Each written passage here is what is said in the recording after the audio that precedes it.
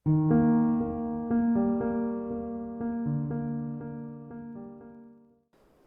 Everyone, आप सबका स्वागत है मेरे YouTube चैनल मानव केमिस्ट्री में।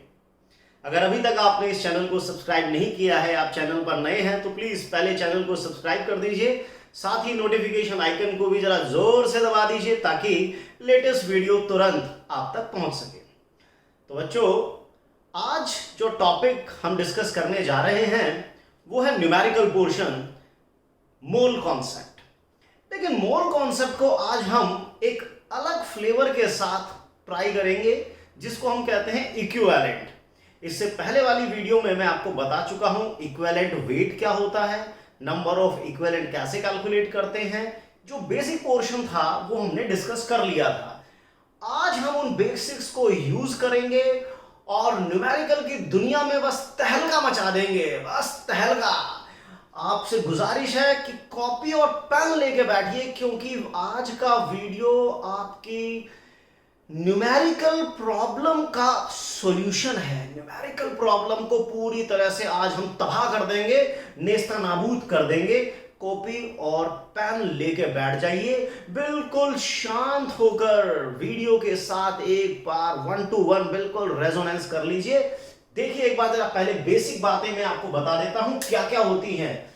जैसे 1 मोल का मतलब था मोलर मास, 1 मोल का मतलब था मोलर मास। इसी तरह से 1 इक्विवेलेंट का मतलब होगा इक्विवेलेंट मास या इक्विवेलेंट वेट। इक्विवेलेंट वेट का फॉर्मूला हमने निकाला था molar mass upon n factor. N factor क्या होता है ये हम पहले डिस्कस कर चुके हैं। अगर फिर भी आपको दिक्कत है तो आप इससे पहले वाली वीडियो नॉर्मेलिटी पे जाकर उसको ध्यान से देख सकते हैं, समझ सकते हैं।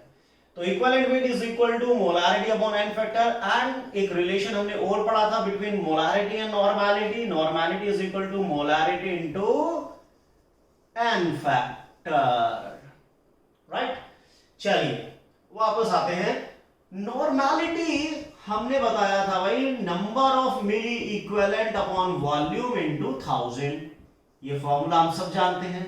फिर हमने नंबर ऑफ इक्विवेलेंट निकाला तो नॉर्मेलिटी इनटू वॉल्यूम अपॉन 1000। जब हम ग्राम से मिलीग्राम जाते हैं तो 1000 से मल्टीप्लाई करते हैं। तो इक्विवेलेंट से अगर हम मिली इक्विवेलेंट जाएंगे तो जब हम इक्विवेलेंट से मिली इक्विवेलेंट जाएंगे तो 1000 से मल्टीप्लाई करेंगे, वो कट गया। तो नॉर्मेलिटी इनटू वॉल्यूम ही मिली इक्विवेलेंट होता है। यानी अगर आपको number of milli equivalent calculate करने हैं तो नॉर्मेलिटी, जो भी सॉल्यूशन की नॉर्मेलिटी है, उसको आप वॉल्यूम के साथ मल्टीप्लाई कर दीजिए। तो अब हम लेते हैं अपनी कुछ बेसिक प्रॉब्लम। कॉन्सेप्ट को हम बिल्कुल बेसिक से शुरू करेंगे, धीरे धीरे धीरे हम लेवल इंक्रीज करते जाएंगे। जैसे कि देखिए 0.05 मोलर एक्वस सॉल्यूशन H2SO4 का है, जो कि 300 ml हमने लिया हुआ है। 300 ml सॉल्यूशन है 0.05 मोलर H2SO4 का। कैलकुलेट मिली इक्विवेलेंट या इक्विवेलेंट। मिली इक्विवेलेंट और इक्विवेलेंट भी बताइए और वेट भी बताइए, वेट ऑफ H2SO4। 3 बातें आपको बतानी है, नो प्रॉब्लम। जब क्वेश्चन में मोलारिटी दी हो, नॉर्मेलिटी निकालनी हो तो एन फैक्टर से इंटू कर दो। एन फैक्टर H2SO4 के लिए कितना है, जितने वो HN लूज कर सकता है 2, तो 2 से इंटू करोगे 0.1। तो नॉर्मेलिटी तो हो गई 0.1 नॉर्मल। अब नॉर्मेलिटी और वॉल्यूम को इंटू कर देते हो। वॉल्यूम जब ml में दी होती है तो that is milli equivalent. Normality into volume that is milli equivalent. तो 300 into 0.1 that is 30 milli equivalent. Equivalent जो मिली में है। अब ये इक्विवेलेंट, अरे मिलीग्राम को ग्राम में लाने के लिए 1000 से डिवाइड करोगे ना, तो मिली को ग्राम इक्विवेलेंट में कन्वर्ट करेंगे 1000 से डिवाइड करोगे 0.03। क्लियर? किसी प्रकार की कोई दिक्कत? ये आ गया हमारा 0.03, मैंने 1000 से डिवाइड कर दिया। अब वेट की बात कीजिए। देखिए 1 इक्विवेलेंट होता है इक्विवेलेंट वेट। ये सबसे इंपॉर्टेंट बात है, ये बहुत बार रिपीट होगी वैसे अभी।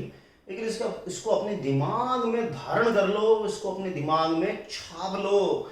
1 इक्विवेलेंट इज इक्विवेलेंट वेट। अब इस मोल की दुनिया से आपको धीरे धीरे निकलना है, क्योंकि मोल में आपने बहुत समय बिता लिया है, अब इसकी विदाई का समय आ गया है। जैसे 1 मोल मोलर मास होता है, 1 इक्विवेलेंट मास होता है। और इक्विवेलेंट मास का फॉर्मूला मैंने क्या बताया, molar mass upon n factor. तो इक्विवेलेंट वेट H2SO4 का क्या होगा, molar mass upon n factor, that is 49।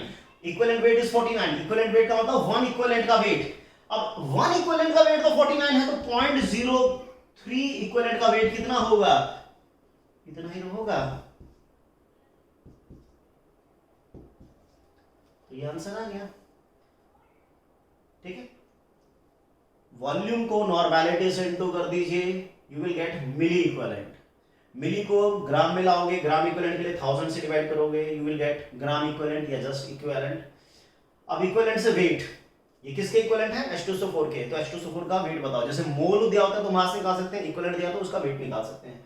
1 equivalent में कितना वेट है, 49, तो 0.03 इक्विवेलेंट में कितना वेट होगा, इतना होगा। क्लियर, बहुत सिंपल है।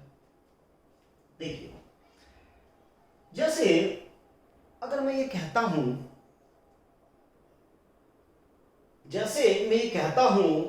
कि 1 मोल ऑफ सोडियम सल्फेट, अगर मैं बात करता हूं in terms of mole, 1 mole of sodium sulphate it is equals to 2 moles of sodium ion plus 1 mole of sulphate ion, right.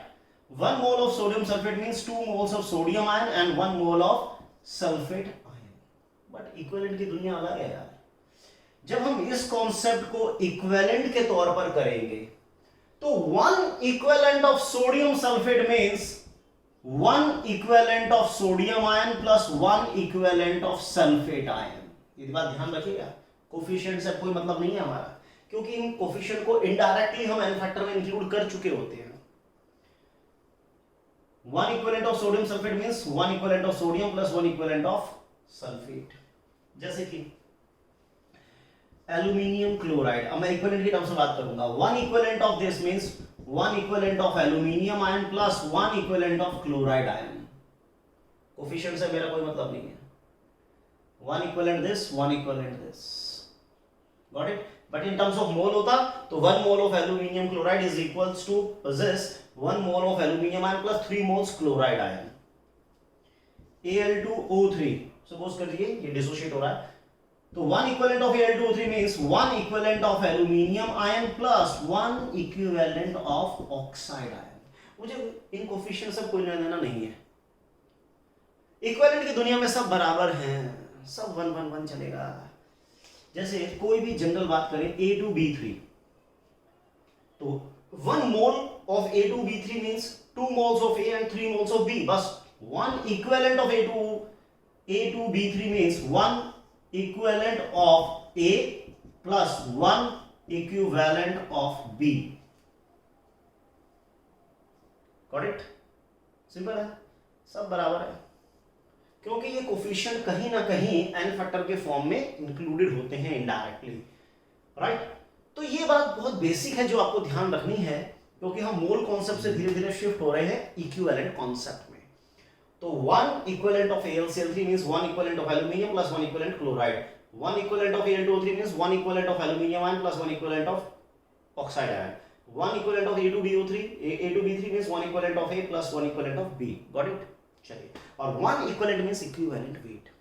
1 equivalent means equivalent wait. जैसे कि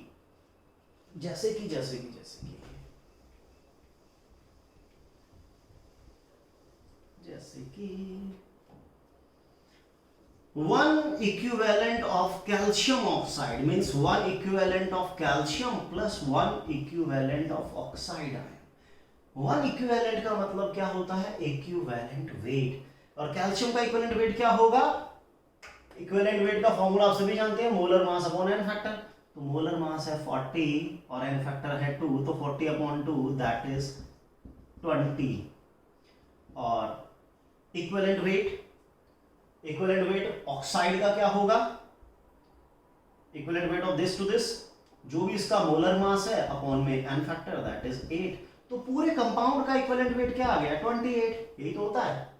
तो 1 equivalent of calcium oxide means 28, यानी 1 equivalent of calcium oxide means 1 equivalent of calcium plus 1 equivalent of oxygen.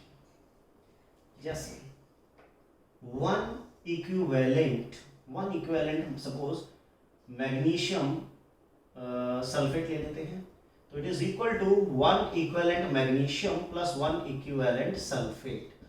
Magnesium का equivalent weight 24/2 that is 12 molar mass upon n factor. इसका equivalent weight 96/2 that is कितना आ जाएगा 48। पूरे को मिला दूंगा तो पूरे कंपाउंड का आ गया 60, means 1 equivalent of magnesium sulphate is 60, क्योंकि 1 equivalent of magnesium means 1 equivalent of magnesium sulphate means 1 equivalent of magnesium plus 1 equivalent of sulphate. तो मैग्नीशियम के 1 इक्विवेलेंट का वेट होता है 12 और सल्फेट का होता है 48, दोनों कंबाइन करके 60 आ गया। बहुत आसान है जी, बहुत आसान है। बस इस आसान को बहुत आसान बना देंगे, बहुत आसान बना देंगे। बस आप अपने दिमाग की खिड़कियों को पूरी तरह से खोल के रखिएगा, क्योंकि मोल से हम थोड़ा आदी हो चुके हैं मोल कॉन्सेप्ट के, लेकिन मोल कॉन्सेप्ट थोड़ा सा लेंदी है क्योंकि उसमें अपनी कुछ लिमिटेशंस होती हैं। देखिए जैसे कि मोल की टर्म्स में और इक्विवेलेंट दोनों की टर्म्स में भी मैं बेसिक बात कर रहा हूं। सपोज कीजिए 2A + 3B changes to 4C and 2D, suppose general reaction. In terms of अगर मैं मोल बात करता हूं तो मैं क्या कहूंगा 2 moles of A combined with 3 moles of B to form 4 moles of C and 2 moles of D in terms of mole। कि इसके 2 मोल इसके 3 से ऐड करते हैं, इसके 4 और 2 बनते हैं। But in terms of equivalent जब बात होगी, जब इक्विवेलेंट की टर्म से बात होगी, इसका अगर एक इक्विवेलेंट रिएक्ट कर रहा है तो इसका भी एक ही करेगा, इसका एक बनेगा और इसका एक बनेगा, क्योंकि इक्विवेलेंट में सब बराबर कॉन्सेप्ट चलता है। ये कोफिशिएंट कुछ नहीं होते, सब इंक्लूड हो चुके होते हैं। इक्विवेलेंट का मतलब 1 equivalent of this combined with 1 equivalent of this to form 1 equivalent of this and 1 equivalent of this. अगर इसका 2 इक्विवेलेंट इसके 2 इक्विवेलेंट से ऐड करेगा तो 2 और 2 बनेंगे। अगर इसका 3 इसके 3 से करेगा तो 3 और 3 बन जाएंगे। यानी कि जब भी दो सब्सटेंस रिएक्ट करते हैं, उनके मोल तो आपस में डिफरेंट रिएक्ट कर सकते हैं, बट इक्विवेलेंट इक्वल रिएक्ट करते हैं, क्योंकि ये कोफिशिएंट एन फैक्टर की फॉर्म में इंक्लूडेड हो चुके होते हैं। जरा इस पे एक दो न्यूमेरिकल देखिए तब मजा आएगा। अभी तो ये बात समझ में आ रही है कि जितने रिएक्टेंट्स के इक्विवेलेंट रिएक्ट करेंगे उतने ही इक्विवेलेंट प्रोडक्ट के बनेंगे। देखिए मैंने क्या बात बोली, number of equivalent of reactants reacts is equals to number of equivalents of product form। बहुत अच्छी बात बताई है। रिएक्टेंट्स के जितने इक्विवेलेंट रिएक्ट करते हैं, प्रोडक्ट के उतने ही इक्विवेलेंट बनते हैं। अब हम मोल को अलविदा कहने वाले हैं धीरे धीरे। जैसे कि एक बहुत ही बेसिक प्रॉब्लम मैं ले रहा हूं, जिसमें बहुत कम समय लगेगा, बट धीरे धीरे आपको प्रैक्टिस करनी पड़ेगी। देखिए कैल्शियम को ऑक्सीजन से रिएक्ट कराकर हम कैल्शियम ऑक्साइड बना रहे हैं। मैंने कोई इक्वेशन नहीं लिखी है, हम इक्वेशन नहीं लिख रहे, क्योंकि इक्विवेलेंट कॉन्सेप्ट में हमें इक्वेशन की जरूरत नहीं पड़ेगी। समझिएगा जरा। सपोज कीजिए क्वेश्चन है calculate mass of calcium oxide, calculate mass of calcium oxide from 4 gram calcium. जब 4 ग्राम कैल्शियम को आप ऑक्सीजन से रिएक्ट कराओगे तो बताइए कैल्शियम ऑक्साइड कितना बनेगा। अब देखिए भाई, कैल्शियम ऑक्सीजन से रिएक्ट करके कैल्शियम ऑक्साइड बनाएगा। इक्वेशन आप बैलेंस अपने आप करते रहना, लेकिन इक्विवेलेंट क्या कहता है कि 1 equivalent of calcium combined with 1 equivalent of oxygen to form 1 equivalent of calcium oxide. पहले तो देखो आपके पास 4 ग्राम कैल्शियम में नंबर ऑफ इक्विवेलेंट कितने हैं। नंबर ऑफ इक्विवेलेंट, जैसे नंबर ऑफ मोल्स का फॉर्मूला होता है given mass upon molar mass, इसी तरह नंबर ऑफ इक्विवेलेंट का formula given mass upon equivalent mass. ये मैं पहले डिस्कस कर चुका हूं, इससे पहली वाली वीडियो में। तो गिवन मास अपॉन इक्विवेलेंट मास, इक्विवेलेंट मास कैल्शियम का मोलर मास होता 40, एन फैक्टर होता 2, 40/2 यानी 20, तो नंबर ऑफ इक्विवेलेंट कितने आ गए 4/20, दैट इज 1/5। तो इसका 1/5 इक्विवेलेंट इसके 1/5 इक्विवेलेंट से लेट करके इसके 1/5 इक्विवेलेंट बनाएगा, तो कैल्शियम ऑक्साइड के कितने इक्विवेलेंट बन गए 1/5। इसका एक इक्विवेलेंट इसका एक इक्विवेलेंट बनाएगा, तो 1/5 equivalent of calcium will produce 1/5 equivalent of calcium oxide. ये इसके इक्विवेलेंट आ गए। अब वेट निकाल लो, इसके एक इक्विवेलेंट का वेट कितना होता है 1 इक्विवेलेंट मींस इक्विवेलेंट वेट, और इक्विवेलेंट वेट होता है molar mass upon n factor. इसका मोलर मास कितना होगा मैं अलग से निकाल लेता हूं 56, और एन फैक्टर होता है 2 पॉजिटिव चार्ज, तो आ गया 28। इसके एक इक्विवेलेंट का वेट 28 है, तो 1/5 का कितना होगा, दैट्स इट, इतना आंसर हो गया, खत्म। दूसरी प्रॉब्लम लेते हैं। देखिए एल्यूमिनियम को ऑक्सीजन से रिएक्ट कराकर एल्यूमिनियम ऑक्साइड बना रहे हैं, इक्वेशन हम बैलेंस नहीं कर रहे, ठीक है। हमारे पास 3 ग्राम एल्यूमिनियम है, 3 ग्राम एल्यूमिनियम हमारे पास है, तो 3 ग्राम एल्यूमिनियम का जब आप कंप्लीट कंबशन कर रहे हो तो आप एल्यूमिनियम ऑक्साइड बना रहे हो, तो बताइए कितना एल्यूमिनियम ऑक्साइड बनेगा, कितनी ऑक्सीजन की हमें जरूरत पड़ेगी 3 ग्राम एल्यूमिनियम को पूरी तरह से जलाने के लिए। मोल पे आप ये क्वेश्चन बड़े आसानी से कर लेते हैं मोल कॉन्सेप्ट पे, बट हम जरा इक्विवेलेंट की ही बात करेंगे। हमें इक्वेशन को बैलेंस नहीं करना, क्योंकि 1 equivalent of aluminium combined with 1 equivalent of oxygen to produce 1 equivalent of aluminium oxide. अब मुझे बस ये देखना है कि 3 ग्राम एल्यूमिनियम में कितने इक्विवेलेंट हैं। नंबर ऑफ इक्विवेलेंट का फार्मूला आप सभी जानते हैं, given mass upon equivalent mass, और इक्विवेलेंट मास होता है molar mass upon n factor aluminium का होता है 3, तो 27/3 यानी 9, तो 3/9 दैट इज 1/3, ये आ गए इक्विवेलेंट। अब एल्यूमिनियम के कितने इक्विवेलेंट है 1/3, तो इसके कितने होंगे इसके भी 1/3, और इसके कितने होंगे इसके भी 1/3। इक्वल इक्विवेलेंट ही रिएक्ट करते हैं और इक्वल इक्विवेलेंट ही प्रोडक्ट के बनते हैं। सबके इक्विवेलेंट निकल गए, आ जाइए इसका इक्विवेलेंट वेट निकाल लेते हैं। किसी कंपाउंड का इक्विवेलेंट वेट क्या होता है molar mass upon positive charge. इसका मोलर मास होगा 54 और 48 102 6, कितना आ जाएगा 6 1 जा 6 17 आ गया। तो इसके एक इक्विवेलेंट का वेट है 17, 1 इक्विवेलेंट मींस इक्विवेलेंट वेट, ये मैंने इक्विवेलेंट वेट निकाला है molar mass upon positive charge. Aluminium के एक एटम का 3, 2 एटम का 6, तो एक इक्विवेलेंट का वेट है 17, तो 1/3 इक्विवेलेंट का हो गया कितने ग्राम। Question over.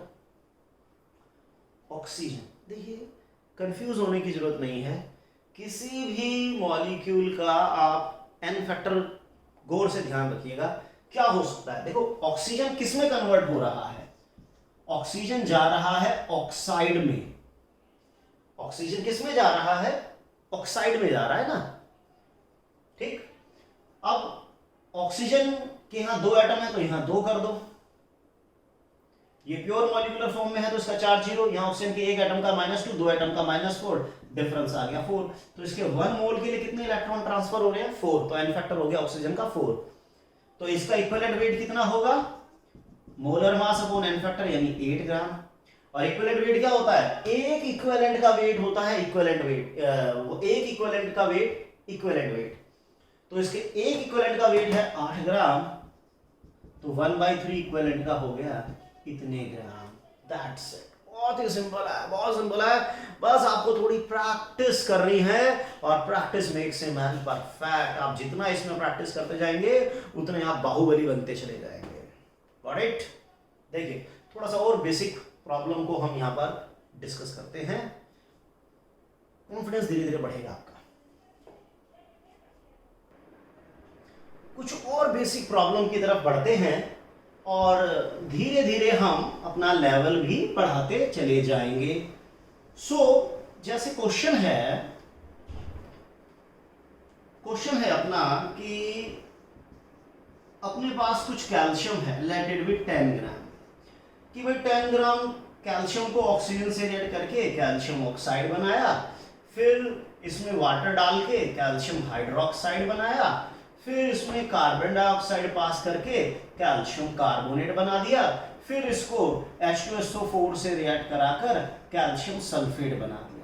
सबका मास बताओ, सबका मास बताओ कि 10 ग्राम कैल्शियम से रिएक्ट करने के लिए कितना ऑक्सीजन चाहिए, कितना कैल्शियम ऑक्साइड बनेगा, कितना वाटर रिएक्ट करेगा, कितना कैल्शियम ऑक्साइड बनेगा, कितना कार्बन डाइऑक्साइड रिएक्ट करेगा, कितना ये कितना ये कितना ये, सब की जन्म कुंडली बतानी है हम लोगों ने। कोई बात नहीं, देखो गिरोह कितना भी बड़ा हो, है ना, बदमाशों का गिरोह कितना भी बड़ा हो, अगर उनमें से एक भी पुलिस के हत्थे चढ़ जाए तो बाकी सब की कुंडली पुलिस आसानी से निकाल देती है। यहाँ पर भी बहुत सारे कंपोनेंट हैं, हमारे पास सिर्फ एक कंपोनेंट की जानकारी है और इसकी जानकारी के बिहाफ पे हम सब का पता लगा लेंगे, क्योंकि यार इसके जितने इक्विवेलेंट होंगे उतने ही इक्विवेलेंट इसके, उतने इसके, इतने इसके सबके इतने इतने ही इक्विवेलेंट होंगे। तो आपको कहीं पर भी इक्वेशन को बैलेंस करने की कोई जरूरत ही नहीं है, आपका बहुत टाइम बचेगा। अननेसेसरी आप इक्वेशन को बैलेंस, क्योंकि पहले आप इसके लिए इक्वेशन लिखेंगे, फिर इन दोनों के लिए, फिर इन दोनों के लिए, दिमाग खराब हो जाएगा। बेटर है सीधा नंबर ऑफ इक्विवेलेंट पे आ जाइए। सबका इक्विवेलेंट वेट लिख लेते हैं पहले। Equivalent weight molar mass upon n factor, इसका मोलर मास होता है 40, एन फैक्टर होता है 2, तो दैट इज 20, राइट। इसलिए ऑक्सीजन जा रहा है ऑक्साइड में, एन फैक्टर 4 था, तो इसका equivalent weight 32 upon n factor 4, that is 8 gram. इसका होता है टोटल 56 अपॉन में 2, दैट इज 28 ग्राम। हट जा भाई, तू भी हट जा, ठीक है। वाटर में 18 अपॉन में टोटल पॉजिटिव चार्ज है 2, that is 9। So this calcium hydroxide तो 74 अपॉन में 2, दैट इज 37। कार्बन डाइऑक्साइड का एसएस तो नहीं हो पाएगा। कैल्शियम कार्बोनेट का मोलर मास 100 है और पॉजिटिव चार्ज 2, दैट इज 50। ये आ जाएगा 98 अपॉन में 2, दैट इज 49। ये सबके जो सर्कल में बंद करता जा रहा हूँ वो इक्विवेलेंट वेट है सबके। और कैल्शियम सल्फेट पूरा मोलर मास 40 एंड 32 और 64, दैट इज 146 अपॉन में 2, तो 73। ये सबके इक्विवेलेंट वेट निकल गए। इक्विवेलेंट वेट का मतलब है सबके एक इक्विवेलेंट का वेट। अब इसके नंबर ऑफ इक्विवेलेंट निकाल लो ना, 10 ग्राम में गिवन मास अपॉन में इक्विवेलेंट मास, दैट इज 1/2। तो सबके कितने कितने इक्विवेलेंट आएंगे, इसके भी 1/2, इसके भी 1/2, इसके भी 1/2, इसके भी 1/2, 1/2, 1/2, 1/2, 1/2, सबके इक्विवेलेंट निकल गए 1/2, 1/2। अब सबका वेट निकाल लो, सबका वेट निकालो। ऑक्सीजन के एक इक्विवेलेंट का वेट 8, तो हाफ का आ गया 4। इसके 1 इक्विवेलेंट का वेट 28, तो हाफ का आ गया 14। 1 इक्विवेलेंट का वेट है 9, तो हाफ का आ गया 4.5। इसके 1 इक्विवेलेंट का वेट है 37, तो हाफ का आ गया कितना आ जाएगा 18.5। इसके 1 इक्विवेलेंट का वेट है 50, तो हाफ इक्विवेलेंट का आ गया 25। इसके 1 इक्विवेलेंट का वेट है 49, तो हाफ का आ गया 24.5। इसके 1 इक्विवेलेंट का वेट है 73, तो हाफ का आ गया कितना, 2 3 जा 2 6 जा, इतना आ गया, राइट। तो बहुत ही आसानी के साथ ये इतना लंबा प्लस चौड़ा क्वेश्चन हमने कर डाला, बहुत आसानी से। बस आपको एक बात की नॉलेज होनी चाहिए। अब तक हमने जो जो ड्रामा किया है उसको हम एक बार रिकैप कर लेते हैं। देखिए, सबसे पहले हमने देखो इस वीडियो में अगर आपको दिक्कत आ रही है तो इससे पहले वाली वीडियो आपको जरूर देखनी पड़ेगी नॉर्मैलिटी की, जिसमें आपने इक्विवेलेंट वेट को आसानी से सभी कंपाउंड के लिए अलग अलग केसेस में समझा था। 1 मोल मोलर मास होता है, तो 1 इक्विवेलेंट मास होता है। इक्विवेलेंट वेट का मतलब है 1 इक्विवेलेंट का वेट, और इक्विवेलेंट वेट होता है molar mass upon n factor. N factor किसी एलिमेंट के लिए उसकी वैलेंसी है, किसी कंपाउंड के लिए चार्ज है, किसी एसिड के लिए वो कितने एच दे सकता है, बेस के लिए कितने OH दे सकता है, किसी आयन के लिए भी उसका चार्ज होता है, किसी रिड्यूसिंग या ऑक्सीडाइजिंग एजेंट के लिए कितने इलेक्ट्रॉन 1 मोल के लिए ट्रांसफर कर रहा है, वो कंसीडर किए जाते हैं। फिर हमने मिली इक्विवेलेंट निकाले, इक्विवेलेंट निकाले, मिली इक्विवेलेंट निकाले, और एक लॉ ऑफ इक्विवेलेंस है कि रिएक्टेंट के जितने भी इक्विवेलेंट रिएक्ट करते हैं प्रोडक्ट के हमेशा उतने ही इक्विवेलेंट बनते हैं। अगर हमें किसी भी क्वेश्चन में किसी एक कंपोनेंट की अमाउंट दी है तो हम बाकी सभी कंपोनेंट की अमाउंट कैलकुलेट कर सकते हैं बहुत ही आसानी के साथ। देखिए, एक क्वेश्चन मैं आप लोगों को दे रहा हूं, ट्राई कीजिए, बहुत इजी रहेगा, इतना खास क्वेश्चन नहीं है, बट देखिए क्वेश्चन है हमारे पास कि कोई XYZ मेटल है, हमें नहीं पता कौन है, एल्यूमिनियम है, ऑक्सीजन है, जिंक है, कौन है हमें नहीं पता, जो भी है ये। तो ये मेटल का जो ऑक्साइड है इस मेटल का ऑक्साइड जो है उसे हमने कन्वर्ट कर दिया मेटल कार्बोनेट में,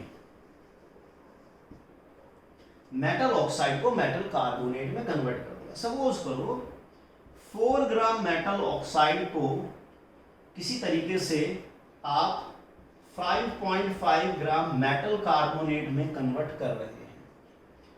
from 4 gram metal oxide 5.5 gram metal carbonate is obtained. Calculate equivalent weight of metal. Metal का इक्विवेलेंट वेट बताइए। अब देखिए, अब हमें फॉर्मूला तो पता नहीं, तो मेटल का कुछ तो चार्ज होगा 1 2 3 कितना हमें तो पता नहीं, तो हम मेटल का चार्ज मान लेते हैं n प्लस। ऑक्सीजन का आप जानते हैं 2 होता है, तो M2O_N फॉर्मूला बन गया ना, n इसका इधर आ गया तो इसका इधर आ गया। अब ये मेटल ऑक्साइड कन्वर्ट हुआ है मेटल कार्बोनेट में। मेटल का चार्ज होता है n और कार्बोनेट का होता है 2, तो M2CO3n। क्लियर है? इतने ग्राम मेटल ऑक्साइड से इतने ग्राम मेटल कार्बोनेट आ रहा है। Calculate equivalent weight of metal. अब लॉ ऑफ इक्विवेलेंस कहती है कि जितने इक्विवेलेंट इसके होंगे उतने ही इक्विवेलेंट इसके भी तो होंगे। 4 ग्राम मेटल ऑक्साइड में जितने भी इक्विवेलेंट हैं और 5.5 ग्राम मेटल कार्बोनेट में जितने भी इक्विवेलेंट हैं वो दोनों बराबर हैं। कोई बात नहीं, दोनों को बराबर कर देते हैं। अब नंबर इक्विवेलेंट क्या होता है? Given mass upon equivalent mass. Number of equivalent क्या होता है? गिवन मास अपॉन इक्विवेलेंट मास। तो इसके number of equivalent given mass upon equivalent मास। अब किसी भी सब्सटेंस का इक्विवेलेंट वेट अभी मैंने आपको बताया था, कोफिशिएंट से कोई मतलब नहीं है।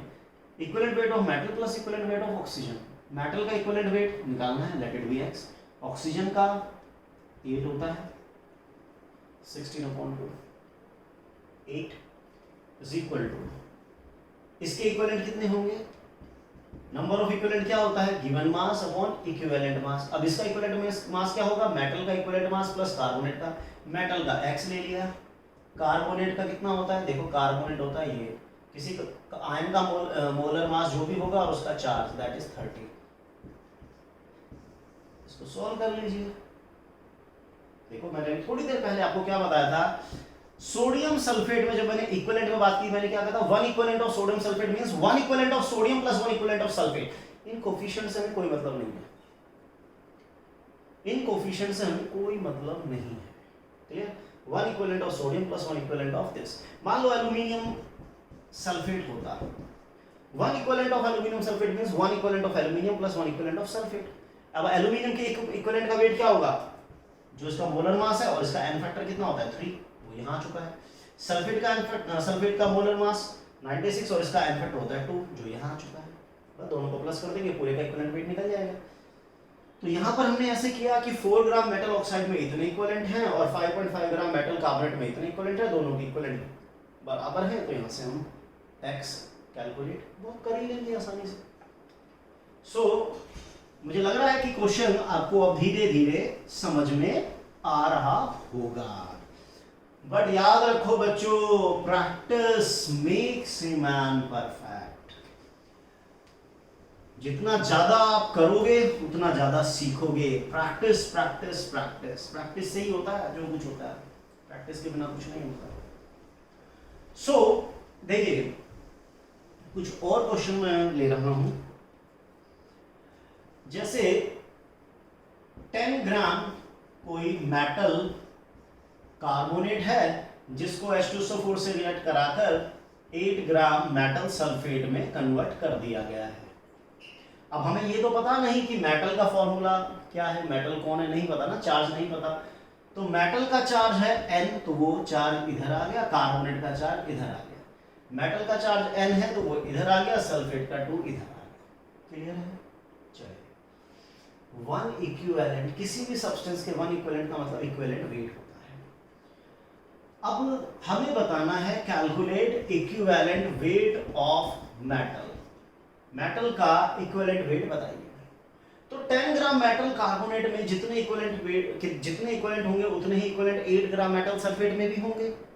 अब नंबर ऑफ इक्विवेलेंट हम कैसे निकालते हैं? Given mass upon equivalent weight. तो गिवन मास है 10, किसी कंपाउंड का इक्विवेलेंट वेट क्या है? जैसे भी मैंने बताया, हमें मेटल कार्बोनेट का इक्विवेलेंट वेट चाहिए, तो इक्विवेलेंट वेट मींस 1 इक्विवेलेंट। तो 1 equivalent of this means 1 equivalent of metal plus 1 equivalent of carbonate, और वन इक्विवेलेंट ऑफ मेटल का मतलब मेटल का equivalent wait, late it B x। One equivalent of carbonate means equivalent weight of carbonate. Carbonate का कितना होगा 60/2 that is 30। यहां पर आ जाइए, 8 ग्राम मेटल सल्फेट में कितने इक्विवेलेंट होंगे 8 में इसके इक्विवेलेंट, इसका इक्विवेलेंट वेट। इसमें क्या होगा 1 equivalent of metal plus 1 equivalent of sulphate, और 1 इक्विवेलेंट मतलब इक्विवेलेंट वेट, तो equivalent weight of metal plus equivalent weight of sulphate. Sulphate होगा 96/2 दैट इज 48। इसे आप सॉल्व कर लीजिए, x मिल जाएगा। सो ये बहुत सिंपल क्वेश्चन है, टाइम इसमें आपका कंज्यूम नहीं हो रहा, अदरवाइज मोल से थोड़ा सा टाइम ज्यादा लग जाएगा as compare to equivalent.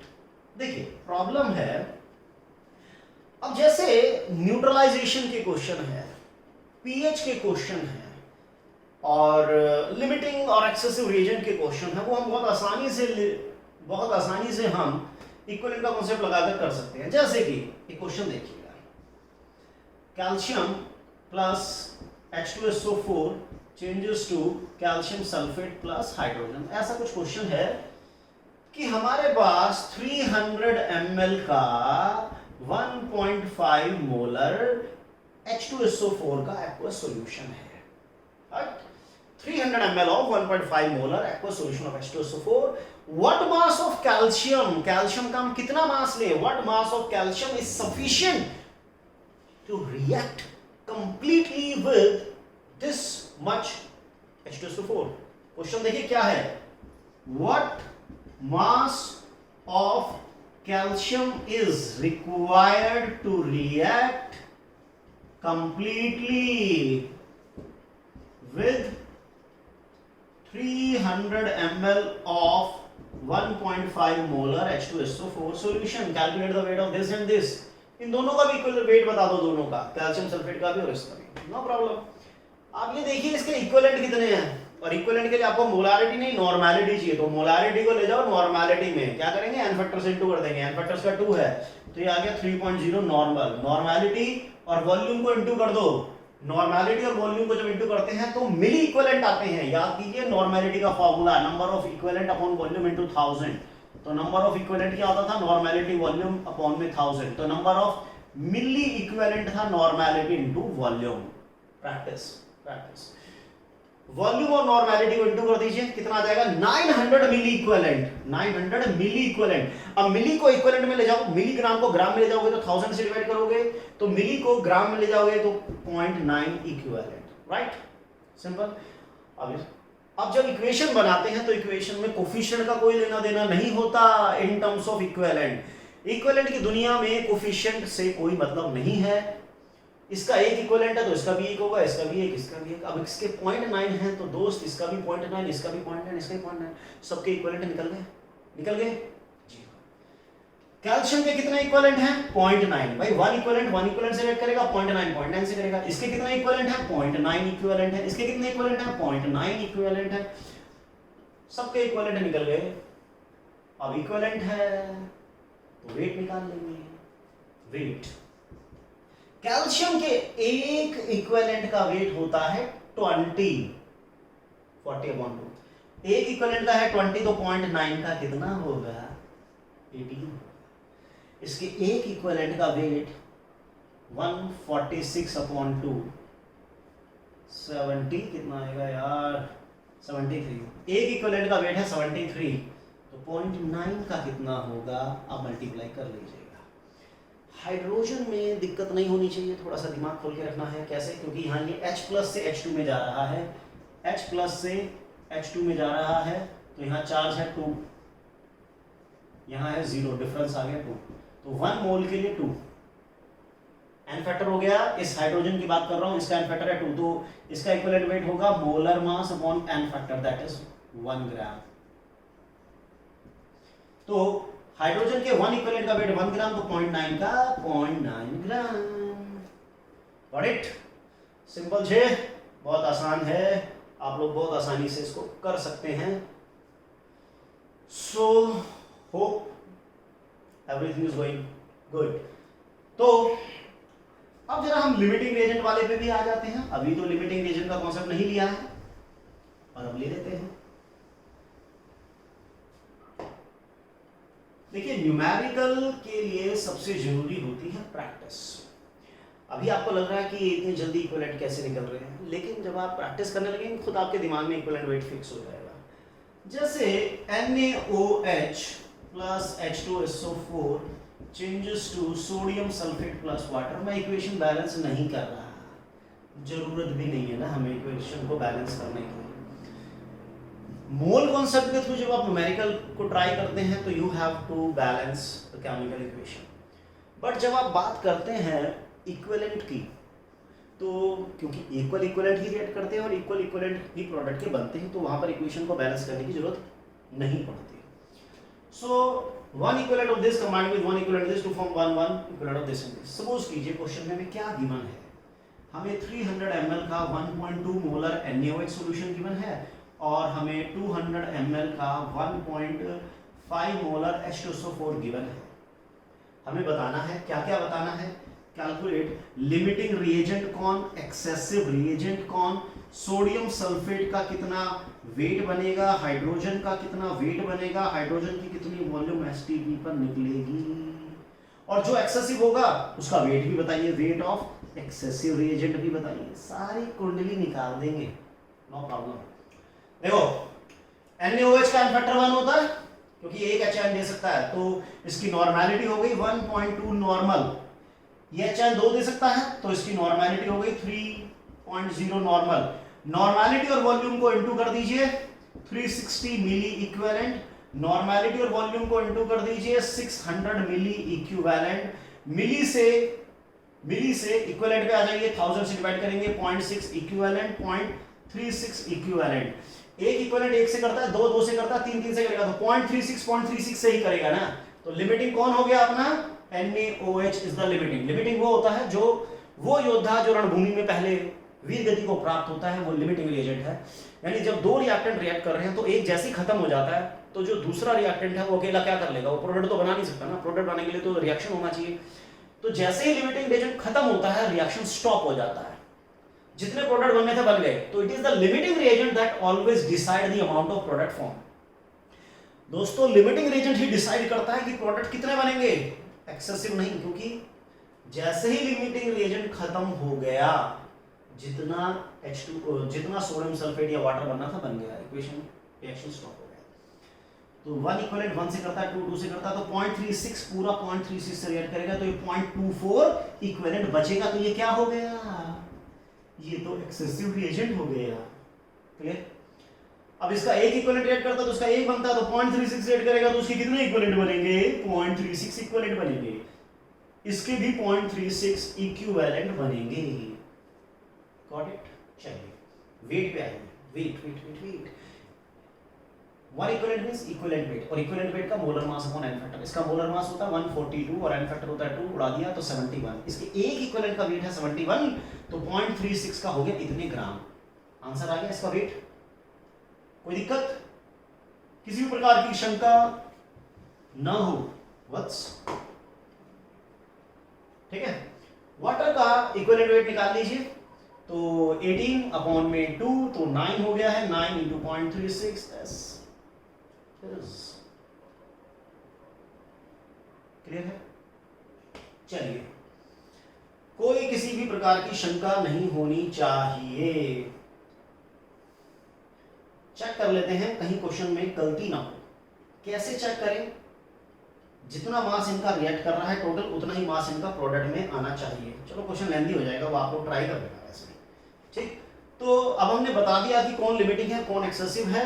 Limiting हो गया, एक्सेसिव हो गया, सोडियम सल्फेट का मास हो गया, हाइड्रोजन का मास हो गया, इसकी वॉल्यूम रह गई। अच्छा, ये तो गैस के लिए होता है, सॉरी ये हाइड्रोजन नहीं है, ये H2 है, तो ये नहीं चलेगा, ये सिर्फ H2 चलेगा। और वेट हमें एक्सेसिव रिएजेंट, अब कितना वेट H2SO4 का बच गया unreacted, weight of H2SO4 unreacted, तो उसके कितने इक्विवेलेंट बचे हुए हैं? 0.24 इक्विवेलेंट बचे हुए हैं। इसके एक इक्विवेलेंट का वेट होता 49, 98/2 49। एक इक्विवेलेंट का इतना, तो इतने इक्विवेलेंट का इतना, इतने ग्राम H2SO4 अनरिएक्टेड रहेगा, अनकंज्यूम्ड रहेगा। क्लियर? सो अब हम बात करते हैं न्यूट्रलाइजेशन की। जैसे अभी हमने इस क्वेश्चन को देखा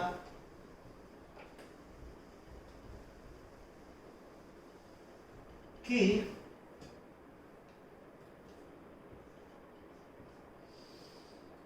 इसी पैटर्न पे क्वेश्चन हम देखते हैं। HCl और कैल्शियम हाइड्रोक्साइड आपस में रिएक्ट करके कैल्शियम क्लोराइड बना रहे हैं, साथ में वाटर फ्री। ठीक है, तो कुछ दिया हुआ है, let it be 400 ml 1.2 molar calcium hydroxide और it is 300 ml of 1.5 molar HCl। दोनों एक दूसरे से रिएक्ट करके कैल्शियम क्लोराइड और वाटर बना रहे हैं। तो बताइए कौन लिमिटिंग है? लिमिटिंग रिएजेंट बताना है, एक्सेसिव रिएजेंट बताना है, वेट कैल्शियम क्लोराइड का बताना है, वेट वाटर का भी बताना है, और वेट एक्सेसिव रिएजेंट जो बचेगा उसका भी बताना है। ठीक है, वेट उसका भी बताना है, कोई बात नहीं। तो जरा मोलारिटी को नॉर्मेलिटी में ले, इसका फैक्टर 1 है तो ये 1.5 नॉर्मल हो गया, इसका फैक्टर 2 है तो ये 2.4 नॉर्मल हो गया। इंटू कर देंगे तो 450 मिली इक्विवेलेंट आ गए, इंटू कर देंगे 960 मिली इक्विवेलेंट आ गए। तो 1 इक्विवेलेंट 1 से करता है, 2 इक्विवेलेंट 2 से करता है, तो 450 विल रिएक्ट विद 450। तो लिमिटिंग रिएजेंट हमारा HCl हो गया है, एक्सेसिव रिएजेंट हमारा कैल्शियम हाइड्रोक्साइड हो गया है। तो जितने इक्विवेलेंट इसके रेट करेंगे उतने इन दोनों के बनेंगे। तो इसके कितने इक्विवेलेंट बन गए? 450 मिली इक्विवेलेंट बन गए। इसके कितने बन गए? इसके भी 450 मिली इक्विवेलेंट बन गए। क्लियर है? यानी 0.45 इक्विवेलेंट, 0.45 इक्विवेलेंट। इसके एक इक्विवेलेंट का मास, मोलर मास अपॉन 2, एक इक्विवेलेंट का मास है इतना, तो 0.45 इक्विवेलेंट का मास हो गया इतने ग्राम। वाटर के एक इक्विवेलेंट का 9, तो 0.45 का इतने ग्राम। कैल्शियम हाइड्रोक्साइड बच रहा है, कुछ बच रहा है। कितना बच रहा है? Milli equivalent of H2SO4 unreacted. Total इतने हैं, रिएक्ट तो इतने कर रहे हैं, तो बचे कितने हैं? ये बच गए 510 मिली इक्विवेलेंट बच गए। कितने इक्विवेलेंट बच गए? 0.51 इक्विवेलेंट बच गए। वेट ऑफ H2SO4 जो रिमेनिंग है 1 इक्विवेलेंट में इतना, तो 0.51 में इतना। बाकी मल्टी सल्टीप्लाई आप अपने आप कर लीजिएगा, क्योंकि ये कोई मैथ्स की क्लास नहीं है। तो इस तरीके से आप इक्विवेलेंट के टर्म्स में मोल कॉन्सेप्ट के क्वेश्चन को कुछ थोड़ा टाइम बचाकर कर सकते हैं। इक्विवेलेंट को आप पीएच में भी अप्लाई कर सकते हैं, पीएच के क्वेश्चंस में अप्लाई कर सकते हैं, न्यूट्रलाइजेशन में अप्लाई कर सकते हैं। इसको आप फैराडेज लॉ ऑफ इलेक्ट्रोलिसिस जो आप इलेक्ट्रोकेमिस्ट्री में पढ़ेंगे, वहां पर भी इस कॉन्सेप्ट को आप अप्लाई कर सकते हैं। टाइट्रेशन जब आप करते हैं, acid base titration, iodometric titration, double salt titration, वहां पर भी आप इस कॉन्सेप्ट को यूज कर सकते हैं। सो अभी इस इक्विवेलेंट से हम इसी लेवल की प्रॉब्लम डिस्कस करते हैं। आप लोग प्रैक्टिस कीजिए, जितना ज़्यादा आप प्रैक्टिस करेंगे उतना ज़्यादा आप सीखेंगे, और जितना आप सीखेंगे उतना कॉन्फिडेंस आपका बढ़ेगा। केमिस्ट्री एक ऐसा सब्जेक्ट है जिससे बच्चों को प्यार होना चाहिए, क्योंकि यही तो आपके मार्क्स बढ़ पाएगा, यही तो आपके रैंक को ऊपर लेके जाएगा। और उसके लिए आपको करनी है सही तैयारी, बिल्कुल सटीक तैयारी पूरे कॉन्फिडेंस के साथ। तो उसके लिए पूरे साल मानव केमिस्ट्री आपकी सेवा में हाजिर है। आपके लिए रोजाना कुछ ना कुछ नया आपको दिया जाएगा। लगातार आप चैनल के साथ बने रहिए। वीडियो आपको अच्छी लगी हो तो लाइक करना तो बनता है, चैनल सब्सक्राइब नहीं किया तो प्लीज चैनल भी सब्सक्राइब कर दीजिए, वीडियो को शेयर कीजिए, अपने फ्रेंड सर्कल में रिकमेंडेशन दीजिए, और जो हर बार मैं लास्ट में बोलता हूं, पढ़ते रहिए।